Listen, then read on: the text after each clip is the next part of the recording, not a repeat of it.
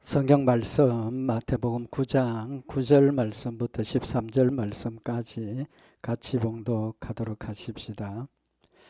예수께서 거기서 떠나 지나가시다가 마태라는 사람이 세관에 앉은 것을 보시고 이르시되 나를 쫓으라 하시니 일어나 쫓으니라. 예수께서 마태의 집에서 앉아 음식을 잡수실 때에 많은 세리와 죄인들이 와서 예수와 그 제자들과 함께 앉았더니 바리새인들이 보고 그 제자들에게 이르되 어찌하여 너희 선생은 세리와 죄인들과 함께 잡수시느냐. 예수께서 들으시고 이르시되 건강한 자에게는 의원이 쓸데없고 병든 자에게라야 쓸데있느니라. 너희는 가서 내가 긍휼을 원하고 제사를 원치 아니하노라 하신 뜻이 무엇인지 배우라. 내가 의인을 부르러 온 것이 아니요 죄인을 부르러 왔노라 하시니라. 아멘.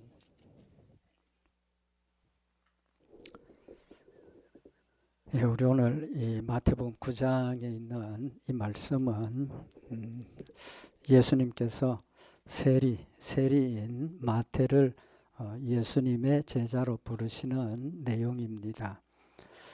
특별히 이 마태는 직업이 오늘 본문에 나타나고 있는 것처럼 세리입니다. 그죠? 세리. 이스라엘 사람들이 제일 혐오하는 직업 중에 하나가 세리입니다. 그래서 이 세리를 구원하시는 그 예수님의 모습을 통해서 하나님 우리에게 주신 긍휼, 사랑 또 생각을 하고 또 우리에게도 긍휼하라고 명령하시는 의미가 있습니다. 그래서 우리 오늘 긍휼에 대해서 하나님의 사랑에 대해서 우리 말씀을 상고를 하면서 하나님 우리에게 주신 그 놀라운 사랑이 다시 한번 우리 마음속에 채워지고 또 그 사랑을 힘입어서 우리도 하나님의 뜻을 잘 이루는 그런 믿음의 열매들이 되기를 바랍니다. 오늘 여기 내용 다 아시는 거지만 예수님께서 마태가 세관에 앉은 것을 보시고 나를 쫓으라 제자로 부르시는 거죠. 그래서 오늘 여기 마태복음을 기록한 사람이 바로 오늘 본문의 마태입니다. 제자로 부르셔서 마태가 너무 기쁘고 감사해서 집에서 큰 잔치를 베풉니다. 누가복음이나 이런 데 보면 큰 잔치를 베풀었다 그랬습니다. 그래서 그 잔치에 오늘 기록되어 있는 말씀처럼 마태 집에서 식사를 하시는데 거기에 세리니까 친구도 많겠죠. 그래서 세리 친구들도 많이 와서 앉았고 또 죄인들도 와서 앉았습니다. 그런데 바리새인들이 그것을 보고 제자들에게 묻습니다. 오늘 여기 11절에 보면 바리새인들이 보고 그 제자들에게 이르되 어찌하여 너희 선생은 세리와 죄인들과 함께 잡수시느냐. 이 뜻이 뭡니까? 세리와 죄인들과는 같이 앉아서 식사는 그냥 만나지도 말고 교제도 하지 말아야 되는데 같이 앉아서 식사하시고 즐거워하니까 정죄하는 거죠. 그래서 예수님께서 하시는 말씀이 건강한 자에게는 의원이 쓸데없고 병든 자에게라야 쓸데있느니라 라고 말씀을 하셔서 예수님이 오신 목적과 또 예수님께서 우리에게 베푸시는 긍휼이 뭔가 하는 것을 지금 보여주시는 거죠. 그러면서 하시는 말씀이 13절에 너희는 가서 내가 긍휼을 원하고 제사를 원치 아니하노라 하신 뜻이 무엇인지 배우라. 내가 의인을 부르러 온 것이 아니요 죄인을 부르러 왔다. 예수님 오신 것이 의인을 부르러 온 것이 아니고 죄인을 부르러 오셨다라고 한 번 더 밝히시면서 13절에 보면 너희는 가서 내가 긍휼을 원하고 제사를 원치 아니하노라 하신 뜻이 무엇인지 배우라고 말씀을 하셨습니다. 이 말씀 우리에게도 하시는 말씀입니다. 여기 예수님께서 긍휼을 원하고 제사를 원치 아니한다라는 그걸 지금 우리에게 말씀을 하시는 겁니다. 그래서 이 말씀은 예수님 우리에게 긍휼을 베푸시는 그것도 중요하지만 베풀어 주신 그 긍휼을 우리가 행해야 하고 또 예수님께서 우리에게 긍휼을 베풀어 주신 그 의미를 우리가 명확하게 깨닫고 거기에 맞게 생활해야 한다는 사실을 지금 우리에게 교훈하시는 목적이 있는 겁니다. 그래서 긍휼이 뭡니까? 긍휼. 긍휼의 뜻이 뭡니까? 긍휼의 뜻은 헬라 원어의 의미는 긍휼이라는 뜻은 불쌍히 여긴다, 동정한다, 자비를 베푼다 그런 뜻입니다. 그러니까 뭐 나보다 좀 어렵고 힘든 사람, 고통에 있는 사람들을 불쌍히 여기고 또 그들에게 동정해서 자비를 베푸는 이제 그런 의미가 있습니다. 근데 오늘 여기 긍휼, 하나님께서 우리에게 긍휼을 베푸시는 하나님이시죠. 긍휼하신 하나님이라 그랬습니다. 그러면 하나님께서 우리에게 긍휼을 베푸신다. 그 의미는 뭡니까? 하나님 우리를 사랑하셔서 불쌍한 우리들에게 자비를 베푸시고 또 불쌍히 여겨서 은혜를 베푸신다는 거죠. 그래서 하나님께서 우리를 사랑하시기 때문에 그 사랑의 결과로 우리에게 베풀어 주신 행동, 그런 것들이 긍휼입니다. 그러면 하나님께서 나에게 주신 긍휼, 최고의 긍휼이 뭡니까? 모든 게 다 하나님의 긍휼이죠. 우리에게 주시는 모든 일들이 함께 하시고 지키시고 보호하시고 이 모든 일들이 다 하나님의 긍휼인데 그중에 제일 중요한 긍휼이 뭡니까? 하나님께서 나에게 베풀어 주신 제일 중요한 긍휼, 죄 용서하시고 구원해서 천국 데려가는 거 아닙니까? 결론을 놓고 보면 하나님 택함 받지 못했으면 우리는 어디로 갑니까? 지옥에 가는 겁니다. 지금도 많은 사람들, 택함 받지 못한 많은 사람들은 지옥에 갑니다. 근데 우리는 약속이 있습니다. 천국 가는 약속이 있는 거죠. 그거보다 더 큰 게 어디 있습니까? 하나님께서 우리에게 주신 그 긍휼의 최고의 긍휼은 용서하시고 구원하셔서 천국 데려가시는 의미를 지금 말씀을 하시는 겁니다. 그래서 베드로전서 1장 3절에 보면 찬송하리로다 우리 주 예수 그리스도의 아버지 하나님이 그 많으신 긍휼대로 예수 그리스도의 죽은 자 가운데서 부활하심으로 말미암아 우리를 거듭나게 하사 산 소망이 있게 하셨다라고 명백하게 지금 밝히고 있는 겁니다. 하나님 나에게 주신 최고의 긍휼은 하나님의 긍휼을 베풀어 주셔서 우리로 죽은 자 가운데서 살려주셔서 천국 데려가시는 그걸 말씀을 하고 있는 거죠.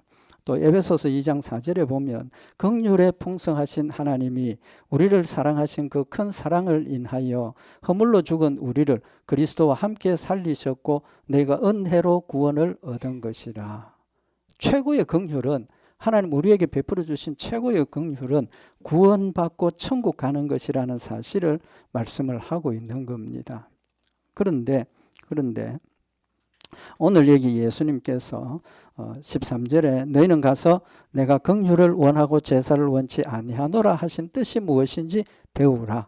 그럼 여기 긍휼을 원한다 하는 것은 무슨 말입니까? 예수님 우리에게 긍휼을 베풀어 주셨습니다. 그죠? 그럼 여기 긍휼을 원한다 하는 것은 어떤 뜻입니까? 우리에게 긍휼을 원하신다는 겁니다. 그 뜻이 뭡니까? 우리도 예수님처럼 긍휼을 베풀고 긍휼을 행하고 살아라는 뜻입니다. 그리고 제사를 원치 않는다. 그 뜻은 뭡니까? 하나님 우리에게 원하시는 게 제사죠. 제사 드리지 않으면 속죄의 제사 드리지 않으면 큰일 나는 거 아닙니까? 그죠? 그럼에도 불구하고 제사를 원치 않는다는 겁니다. 무슨 뜻입니까? 형식적인 제사, 형식적인 예배, 형식적인 기도 필요 없다는 겁니다. 필요 없는 게 아니라 안 받으시고 아예 징계하시는 겁니다.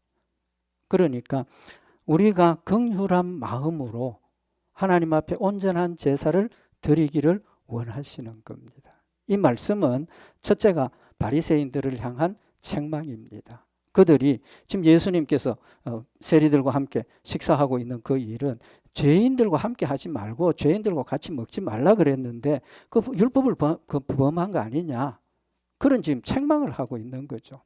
예수님께서 바리새인들에게 그들의 잘못과 그들의 무지함을 지금 깨우쳐 주시면서 내가 긍휼을 원하고 제사를 원치 아니하노라 하신 뜻이 무엇인지 배우라고 말씀을 하고 있는 겁니다. 하나님께서 우리에게 긍휼을 원하시고 제사를 원치 않는다는 뜻, 그 의미를 우리 오늘 말씀을 좀 상고를 하도록 하십시다. 첫째로 긍휼이 뭔가 하는 것을 예수님께서 실천해 보여주셨습니다. 몸으로 지금 행동으로 보여주시는 겁니다. 그래서 죄인들과 함께 앉아서 식사를 하고 있는 그 모습들을 보고 왜 죄인들과 함께 있고 세리들과 함께 있느냐 정죄하고 책망할 때 예수님께서 첫 번째 말씀이 뭡니까? 12절에 보면 예수께서 들으시고 이르시되 건강한 자에게는 의원이 쓸데없고 병든 자에게라야 쓸데있느니라. 예수님 누구에게 필요하다는 겁니까? 예수님 인간으로 오신 그 목적이 누구를 위해서라는 겁니까? 병자를 위해서라는 겁니다. 환자입니다. 우리 전에 가끔 말씀을 드리지만 우리 교회는 종합병원입니다. 종합병원. 모든 환자들이 다 모였어요. 근데 거룩할 수 있습니까? 아니죠. 오만 환자들이 다 모였으니까, 중병 환자들이 다 모였으니까 여기가 제일 죄악스럽고 혼란스럽고 거친 곳이에요. 그런 자들을 위해서 예수님께서 오셨다라는 사실을 말씀을 하고 있는 겁니다. 그러면서 예수님이 오신 목적을 명확하게 밝히셨죠. 뭐라고 그랬습니까? 내가 의인을 부르러 온 것이 아니요. 누구? 죄인을 부르러 오셨다. 죄인을 부르러 오셨다. 만약에 예수님께서 의인을 찾으시고 죄 없는 사람을 찾으시기 위해서 이 땅에 오셨다면 나에게 소망이 있습니까? 없습니까? 소망이 없죠. 우리에게는 소망이 없습니다. 우리에게가 아니라 어떤 사람도 예수님께서 거룩하고 진실되고 정말 온전한 사람을 찾으시기 오셨다면 아무도 소망이 없습니다. 아무도 소망이 없어요. 죄송하지만 한 가지 더 덧붙여서 말씀을 드린다면 예수님께서 의인을 찾으러 오셨다면 예수님께 희망이 있습니까? 없습니까? 예수님도 절망입니다. 왜? 다 죄인인데 의인이 하나도 없는데 의인 찾으러 오셨다면 예수님도 절망 가운데 빠질 수밖에 없는 겁니다.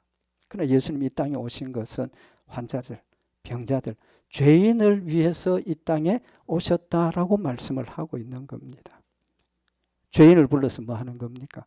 용서하시겠다는 겁니다. 우리의 죄를 용서하시겠다는 겁니다. 이사야 1장 18절에 보면 여호와께서 말씀하시되 오라 우리가 서로 변론하자 너희 죄가 주홍 같을지라도 눈과 같이 희어질 것이요 진홍같이 붉을지라도 양털같이 되리라. 하나님께서 우리에게 주신 약속은 용서하시겠다는 겁니다. 그 용서가 긍휼입니다. 최고의 긍휼이 우리의 죄를 용서하시는 것이라는 사실을 말씀을 하고 있는 겁니다.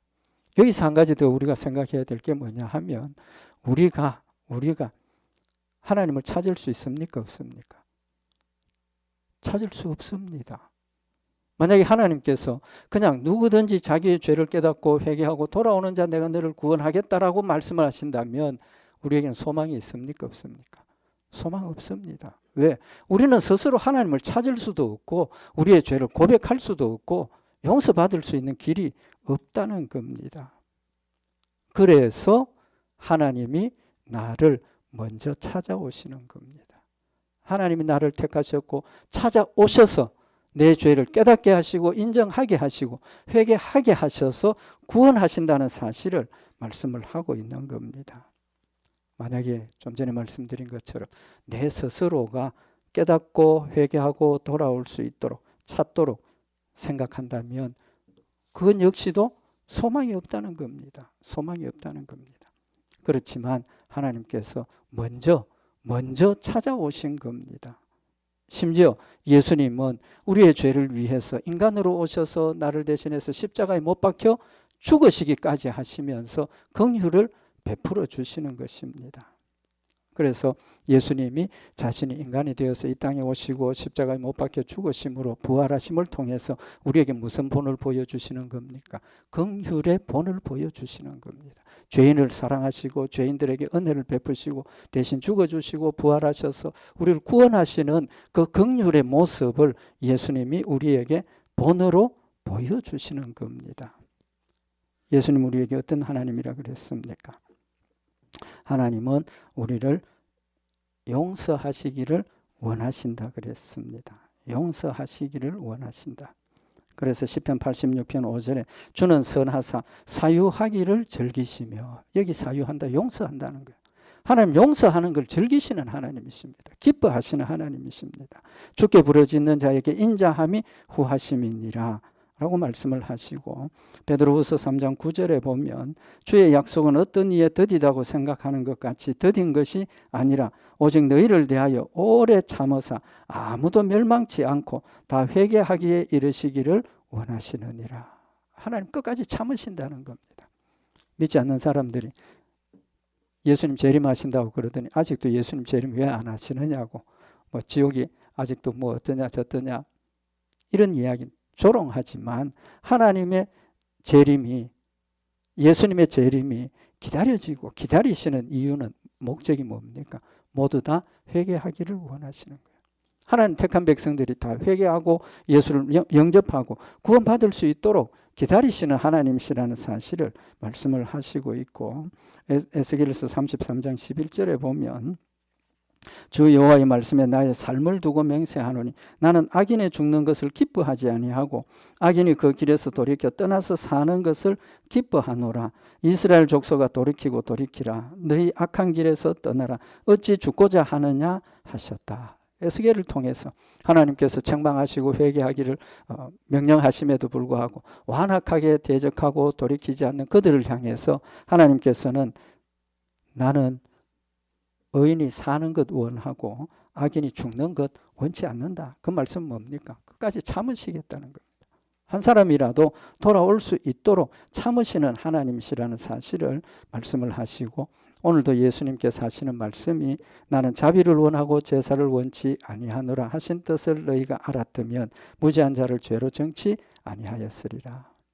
예수님 원하시는, 우리에게 원하시는 것은 회개하기를 원하시고 하나님의 긍휼을 받아 누리기를 원하시는 사랑의 하나님이시라는 사실을 예수님의 삶을 통해서 우리에게 보여주고 계시는 겁니다. 그러면 우리도 긍휼하라고 하십니다. 그죠? 긍휼 사랑하라 하시는 겁니다. 우리가 긍휼의 열매를 맺는 것 첫째가 뭡니까? 사랑을 하는 것. 어렵고 힘든 사람에게 뭐 물질적인 도움, 뭐 기도, 물론 그것도 중요하지만 우리가 긍휼한 일의 첫 번째 열매가 뭐냐 하면 정죄하지 말고 판단하지 말라는 겁니다. 다른 사람 정죄하고 판단하지 말라는 겁니다. 지금 상황이 어떤 상황입니까? 마태는 세리입니다. 나중에 좀 더 설명을 드리겠지만 이스라엘 백성들이 세례는 매국노입니다. 그죠? 매국노. 하나님의 입장에서 보면 하나님 대신에 우상을 숭배하는 사람입니다. 왜? 11조 누구에게만 드립니까? 하나님께만 드려야 돼요. 세금은 하나님께만 드려야 돼요. 그런데 이들은 로마의 명령을 받아가지고 이스라엘 백성들에게 로마의 왕을 위해서 세금을 거두는 사람입니다. 우상 숭배를 강요하고 우상 숭배를 부추기는 그런 사람입니다. 그러니까 하나님하고는 정반대. 거기에다가 그들이 정직하게 세금을 매겨서 가져가면 그것도 그런데 이들이 하는 일들이 만약에 100원 그러면 얼마 합니까? 1000원, 100원 보내고 900원은 착복하고 그런 일들이 비일비재했다는 겁니다. 그러니까 이스라엘 백성들이 그들을 바르게 볼 수 있습니까? 없습니까? 창기나 같이 생각을 했습니다. 그래서 이들은 하나님 앞에 헌금도 못하게 하고 헌금 안 받습니다. 그들은 상종도 하지 않고 아주 무시하는 그런 죄인입니다. 그 죄인과 함께 앉아있는 예수님을 보고 바리새인들이 지금 뭐라고 이야기를 합니까? 왜 세리와 죄인들하고 같이 식사하느냐? 이게 뭡니까? 정죄고 판단이라는 겁니다. 정죄고 판단이라는 거예요. 그래서 예수님께서 하시는 말씀이 내가 긍휼을 원하고 제사를 원치 아니하노라 하신 뜻이 무엇인지 배우라. 나는 죄인을 위하여 왔다라고 설명을 하시는 겁니다. 근데 오늘 이 말씀이 어디에 또 나오느냐 하면 마태복음 12장에 보면 예수님이 제자들과 함께 가시다가 밀밭 사이를 지나가게 되십니다. 밀밭 사이를 지나가시는데 제자들이 뭘 합니까? 우리 다 아시는 이야기죠. 이삭을 훑어가지고 먹었습니다. 그죠? 먹었습니다. 그러니까 그게 죄입니까? 아닙니까? 죄입니다. 왜 죄냐 하면 안식일날 일하지 말라 그랬습니다. 그죠? 일하지 말라 그랬습니다. 근데 이 이삭을 잘라서 먹는 것 자체가 뭡니까? 추수하고 일하는 겁니다. 그래서 이스라엘 사람들은 일하지 말라 그랬기 때문에 밀밭에 밀이 펴가지고 곡식이 이렇게 추수할 때가 되면 절대로 안식일날 밀밭 사이를 지나가지 않습니다. 왜 그러냐 하면 지나가다가 혹시 자기도 모르게 옷이나 손에 대어가지고 이삭이 떨어지면 뭐가 됩니까? 추수한 게 되고 일한다는 거예요. 얼마나 인위적이고 얼마나 자규적인 인간 중심적인 해석을 하고 있는 거 아닙니까? 하나님 그런 하나님 아니시라고. 오늘 똑같은 의미를 지금 이야기를 하시는 겁니다. 바리새인들이나 서기관들이 볼 때 예수님께서 세리와 죄인들과 함께 먹는 걸 보면 죄 짓는 것이라고 그들은 인식을 하고 정죄하는 겁니다. 근데 예수님의 대답이 뭡니까? 나는 자비를 원하고 제사를 원치 아니하노라 하신 뜻을 너희가 알았다면 무죄한 자를 죄로 정치 아니하였으리라. 이 말씀이 바로 거기에 나오는 겁니다. 그러니까 제자들이 안식일날 하지 말라는 일을 했다라고 정죄를 하는 일에 대해서 그 일이 죄라는 겁니까? 아니라는 겁니까? 죄가 아니라는 겁니다. 함부로 정죄하지 말라는 겁니다. 똑같은 케이스를 지금 예수님 말씀을 하시는 거죠. 그래서 지금 예수님이 세리와 죄인들과 함께 앉아서 먹는 것 자체가 죄가 아니라 또 뭘 하지 말라? 정죄하지 말라는 겁니다. 설사 죄라 하더라도 정죄하지 말라는 겁니다. 용서하시는 하나님이시라 그랬습니다. 우리를 용서하시는 긍휼을 베푸시는 하나님이신데 우리가 정죄한들 다 용서해버리면 그게 의미가 있습니까? 없습니까? 아무 의미가 없는 일이라는 하나님이 원하시는 거 용서를 원하시는 겁니다. 그래서 우리도 뭐 하라는 겁니까? 서로 용서하라고 하셨습니다. 판단하지 말고 서로 용서하고 받아들이고 위로하고 격려하면서 믿음 안에 함께 서서 함께 주의 일들을 감당하라고 명령을 하고 있는 겁니다. 판단은 누구만 하십니까? 하나님만 하신다는 거죠. 야고보서 4장 12절에 보면 입법자와 재판자는 오직 하나이시니 능히 구원하기도 하시며 멸하기도 하시느니라. 너는 누구 관대 이웃을 판단하느냐? 우리 판단하지 말라고 명령하시는 겁니다. 판단은 언제 합니까? 판단은 언제 합니까? 예수님 재림하셔서 심판하실 때 판단을 하십니다. 그래서 고린도전서 4장 5절에 보면 그러므로 때가 이르기 전 곧 주께서 오시기까지 아무것도 판단치 말라. 그가 어두움에 감추인 것들을 드러내고 마음의 뜻을 나타내시리니 그때에 각 사람에게 하나님께로부터 칭찬이 있으리라 그랬습니다. 판단하시고 벌 주신다가 아니라 판단하시고 뭐 하신다는 겁니까? 잘한 일들에 대해서 칭찬만 하시는 상만 주시는 것이지 우리의 죄를 뭐 용서하셨기 때문에 하나님 앞에 우리가 심판대 앞에 서면 우리의 책망과 우리의 벌받을 일은 다 용서하셨고 남은 게 뭐만 남습니까? 우리의 잘한 것 믿음으로 행하고 주의 뜻을 행하고 주를 섬겼던 그 모든 일들만 남아서 우리에게는 칭찬만 하신다라는 사실을 말씀을 하고 있는 겁니다. 심지어 심판 때도 우리의 죄를 책망하시지 않으신다. 왜? 용서하셨기 때문에. 그런데 우리가 서로를 보면서 판단하고 정죄하고 할 수 없다는 걸 말씀을 하고 있는 겁니다. 예수님은 죄인들을 용서받도록 하기 위해서 이 땅에 오셨습니다. 우리가 다 알고 있는 것처럼 서기관과 바리새인들이 예수님을 올가매기 위해서 현장에서 간음하다 잡힌 자를 데리고 와가지고 예수님 율법에는 이런 사람을 돌로 치라 했습니다. 예수님 어떻게 할 겁니까? 예수님 어떻게 할 겁니까? 아주 예수님 곤란하게 질문을 했죠. 예수님 지혜롭게 대답을 하셨습니다. 뭐라고 말씀을 하십니까? 너희 중에 죄 없는 자가 돌로 치라. 이 여인을 그렇게 정죄하지만 너희가 그를 정죄하고 그를 벌줄 수 있는 자격이 있느냐는 겁니다. 하나님 앞에 우리는 다 죄인이라는 겁니다. 두 번째로 긍휼을 행하라 하신 것은 다른 사람에게 긍휼을 베풀라 하시는 말씀이고 그 긍휼을 누구에게도 내 자신에게도 긍휼을 베풀라는 겁니다. 나 자신에게도 긍휼을 베풀라는 겁니다. 그 뜻이 뭐겠습니까? 우리는 늘 하나님 앞에 서면 내 모습을 깨닫게 되고 내가 죄인인 것을 깨닫게 되고 두려워하고 걱정하고 또 회개도 하고 그렇지만 피해야 될 것 꼭 한 가지가 있습니다. 내가 내 죄를 깨닫고 하나님 앞에 내 죄를 고백하는 것은 내 죄를 인정하고 회개하는 겁니다. 근데 잘못하면 내가 내 스스로를 정죄합니다. 무슨 뜻인지 이해가 되십니까? 내가 내 스스로를 정죄하는 겁니다. 정죄하니까 내가 하나님 앞에 회개하고 난 뒤에 용서받았다는 게 생깁니까? 안 생깁니까? 안 생기지 않습니까? 내가 하나님 앞에 내 죄를 고백하면 하나님 분명히 용서하신다고 하셨고 용서하셨고 내 죄를 하나님의 등 뒤로 던져버렸고 깊은 곳에 보이지 않는 곳에 묻어버렸다고 하셨는데 나는 그 죄를 아직도 내 마음 가운데 품고 있으면서 하나님 다 잊어버리고 용서하신 그 문제를 가지고 난 고민하고 걱정하고 있다는 겁니다. 우리 성도들이 내가 하나님 앞에 내 죄를 고백하고 나면 다 잊어버리세요. 잊어버려야 합니다. 왜? 하나님 잊어버리신다고. 용서하신 정도가 아니라 잊어버린다고 하신 겁니다. 그게 왜 문제가 됩니까? 잊어버리지 못하는 게 왜 문제가 됩니까?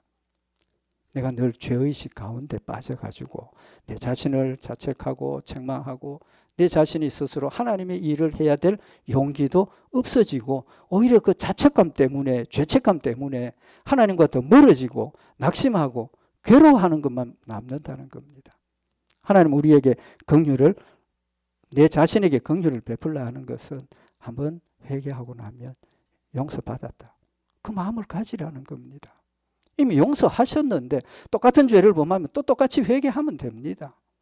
회개하면 되는 게 아니라 회개해야 되죠. 똑같은 죄를 범해도 하나님 용서하시는 하나님이십니다. 그걸 자꾸 같은 죄를 회개하다 보면 어떻게 됩니까? 마지막에 가면 그 죄를 안 범하게 됩니다. 안 범하게 된다고.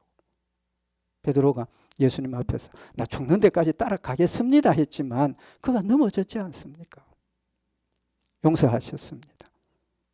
베드로는 그런 용서를 받고 그 용서 때문에 힘을 얻어서 하나님을 더 뜨겁게 사랑하고 하나님을 섬기게 되는 사랑의 열매가 되었다는 사실을 말씀을 하고 있는 겁니다. 하나님은 우리에게 죄를 깨달고 인정하라고 하시는 겁니다. 인정이 있어야 뭐가 있습니까? 회개가 있기 때문에. 인정하지 않으면 죄인 정죄하는 것도 아니고 인정하지 않으면 어떻게 됩니까? 회개할 수 없습니다. 죄가 죄인 줄 모르면 회개할 수 없다는 겁니다. 죄를 깨닫고 인정하고 회개하고 그걸로 마음에 뭘 얻어야 됩니까? 하나님 주신 긍휼의 평강이 우리 마음속에 있어야 한다는 겁니다.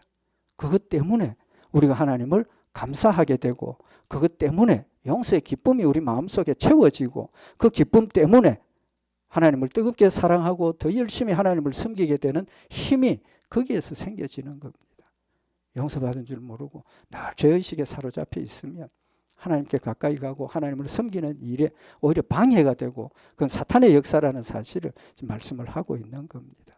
하나님 우리에게 긍휼을 원하신다는 겁니다. 내 자신에게 긍휼을 베풀라는 말씀을 하고 있는 겁니다.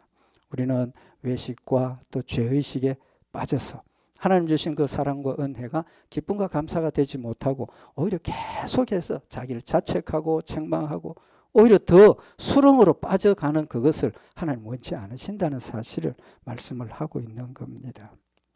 마지막으로 예수님께서 이 긍휼을 마태로 제자를 부르심으로 한 번 더 확실하게 우리에게 보여주시는 겁니다.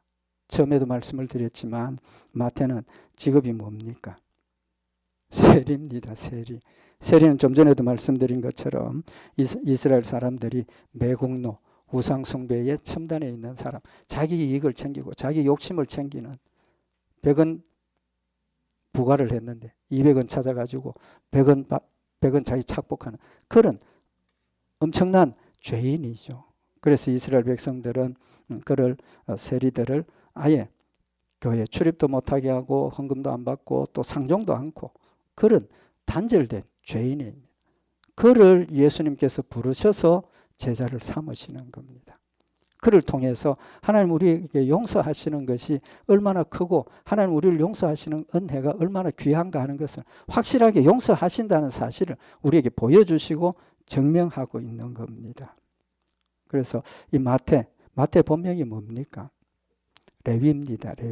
레위인데 마태라는 이름은 뜻이 하나님의 선물이라는 뜻입니다. 그래서 이름을 통해서도 하나님께서 우리에게 주시는 은혜와 사랑을 우리에게 보여주시고 베풀어 주시는 그런 역사를 실제로 보여주시는 거죠.